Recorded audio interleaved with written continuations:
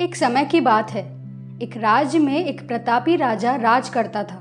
एक दिन उसके दरबार में एक विदेशी आंगतुंग आया और उसने राजा को एक सुंदर सा पत्थर उपहार में दिया।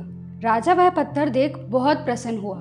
उसने उस पत्थर से भगवान विष्णु की प्रतिमा का निर्माण कर उसे राज्य के मंदिर में स्थापित करने का निर्णय लिया और प्रतिमा निर्माण का कार्य राज्य के महामंत्री को सौंप दिया। महामंत्री गांव के सर्वश्रेष्ठ मूर्तिकार के पास गया और उसे वह पत्थर देते हुए बोला, महाराज मंदिर में भगवान विष्णु की प्रतिमा स्थापित करना चाहते हैं। 7 दिवस के भीतर इस पत्थर से भगवान विष्णु की प्रतिमा तैयार कर राजमहल पहुंचा देना।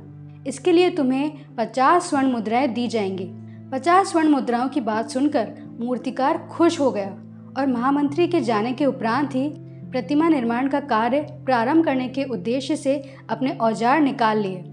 अपने औजारों से उसने एक हथौड़ा लिया और पत्थर तोड़ने के लिए उस पर हथौड़ा से वार करने लगा, किंतु पत्थर जस का तस रहा। मूर्तिकार ने हथौड़े के कई वार पत्थर पर किए, किंतु पत्थर नहीं टूटा। 50 बार प्रयास करने के उपरांत मूर्तिकार ने अंतिम बार प्रयास करने के उद्देश्य से हथौड़ा उठाया, किंतु यह सोचकर हथौड़े पर प्रहार करने के पूर्व ही उसने हाथ खींच लिया कि जब 50 बार वार करने से पत्थर नहीं टूटा तो अब क्या ही टूटेगा। वह पत्थर लेकर वापस महामंत्री के पास गया और उसे यह कहकर वापस कराया कि इस पत्थर को तोड़ना नामुमकिन है, इसलिए इससे भगवान विष्णु की प्रतिमा नहीं बन सकती। महामंत्री को राजा का आदेश हर स्थिति में पूर्ण करना था, इसीलिए उसने भगवान विष्णु की प्रतिमा निर्मित करने का कार्य गांव के ही एक साधारण से मूर्तिकार को सौंप दिया। पत्थर लेकर मूर्तिकार ने महामंत्री के सामने ही उस पर हथौड़े से प्रहार किया और वह पत्थर एक बार में ही टूट गया। पत्थर टूटने के बाद मूर्तिकार प्रतिमा बनाने में जुट गया।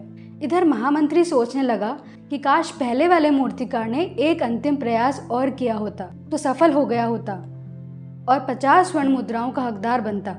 मित्रों, इस कहानी से हमें ये सीख मिलती है कि हम भी अपने जीवन में ऐसी ही परिस्थितियों का सामना करते हैं।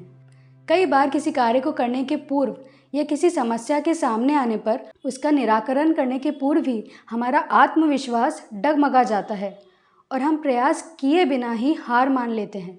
कई बार हम 1-2 प्रयास में असफलता मिलने पर आगे प्रयास करना ही छोड़ देते हैं, जबकि हो सकता है कि कुछ प्रयास और करने पर वो कार्य पूर्ण हो जाता या समस्या का समाधान हो जाता।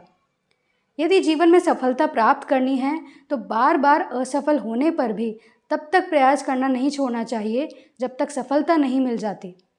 क्या पता जिस प्रयास को करने के पूर्व हम हाथ खींच लें वही हमारा अंतिम प्रयास हो और उसमें हमें कामयाबी प्राप्त हो जाए।